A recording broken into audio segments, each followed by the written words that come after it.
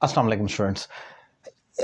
English लिखते वक्त आप एक जगह पर कंफ्यूज होते होंगे, लाजमी तौर पर ये बेसिक स्टूडेंट्स को कन्फ्यूजन होती है, तो इसी पॉइंट को मैं डिफाइन कर रहा हूँ कि हम अल्फ़ाबेट में डिजिट को लिखें जब आपने डिजिट्स लिखने होते हैं, या उनको नंबर्स में लिख दिया जाए। फॉर एग्जांपल अगर आपने 7 लिखना है तो क्या 7 लिखना चाहिए या SEVEN 7 इंग्लिश में लिखना चाहिए। तो आज इसी पॉइंट को डिफाइन करूँगा। बड़ा इंपॉर्टेंट और क्रिटिकल पॉइंट है। ये अक्सर ग्रामर बुक्स में मेंशन किया हुआ है ऑलरेडी, वहाँ पर ये डिफाइन किया हुआ है कि आपने इस तरीके से इसको करना होता है। रूल क्या है? रूल ये है कि जब तक आपने कोई ऐसा नंबर लिखना पड़ रहा है आपको जो कि अंडर 10 है, अंडर 10 से मुराद है 9 और 10, 1 2 3 4 5 6 7 8 9 और 10। तो जब तक 10 या बिलो 10 आप लिख रहे हैं, अंडर 10 लिख रहे हैं, तो वहां पर आपने अल्फाबेट्स के अंदर उसको डिस्क्राइब करना होगा, यानी कि स्पेलिंग के अंदर। फॉर एग्जांपल शी इज 7, अब आप देख सकते हैं मैंने ये 7 नहीं लिखा, ये नहीं लिखेंगे आप क्योंकि ये 7 अंडर 10 है। शी इज 7 ईयर्स ओल्ड, तो जब वो अंडर 10 है तो मैं उसको अल्फाबेट्स में लिखूंगा।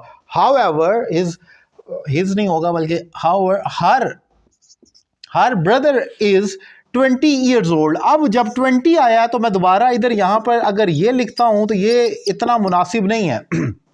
मेरे पास चॉइस है उसके बाद कि मैं ये भी कर सकता हूं, लेकिन ज़्यादा बेहतर है कि आप उसको डिजिट में लिख दें, क्योंकि डिजिट इससे ज़्यादा भी हो सकता है। 100 हो सकता है, एज की बात नहीं हो रही, फिक्रा कोई और भी हो सकता है। 100 हो सकता है, 200 300 हो सकता है। तो आप वहाँ पर अल्फ़ाबेट्स के अंदर नहीं लिखना होता। जैसे आप चेक बुक पर जब अमाउंट लिखते हैं तो एक डिजिट में लिखते हैं और एक अल्फ़ाबेट्स में लिखते हैं। तो आपको अगर 400 रुपीज़ लिखना पड़ जाए तो आप उसको FOURHUNDRED और फिर पूरा लिखने की ज़रूरत नहीं होती।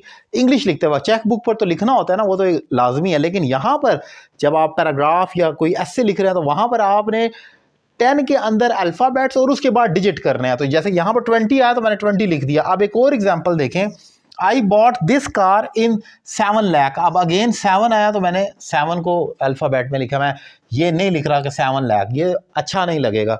लेकिन she bought a book whose price was just 300 rupees. अब आप देख सकते हैं कि यहाँ पर जो 300 आया है, अब मैं यहाँ पर मैंने आपको जो वही चेक बुक वाली मिसाल दे रहा था कि क्या मैं यहाँ पर THREEHUNDRED 100 और फिर रुपीज़ आगे लिख दूँ, तो क्या ये मुनासिब रहेगा? नहीं, ऐसा नहीं करना। मैंने जस्ट इतना जस्ट 300 आगे रुपीज़ लिख दूँ। तो वहाँ पर कहने का मकसद है कि जब आप 10 से बड़ा डिजिट रिपोर्ट कर रहे होते हैं, लिख रहे होते हैं, तो वहाँ पर आपने उसको डिजिट के अंदर ही लिख देना होता है, आपने उसको कुछ और नहीं करना। लेकिन अगर 10 के नीचे है तो आप उसको अल्फ़ाबेट के अंदर स्पेलिंग के अंदर लिख सकते हैं, वो अच्छा लगता है। सो ये एक रूल है कि अल्फ़ाबेट्स और डिजिट नंबर को हमने कब लिखना होता है, कब अल्फ़ाबेट लिखें तो कब नंबर लिखें। इस पॉइंट को मैंने आसान करके डिफाइन किया। उम्मीद करता हूँ लेक्चर आपको पसंद आया होगा।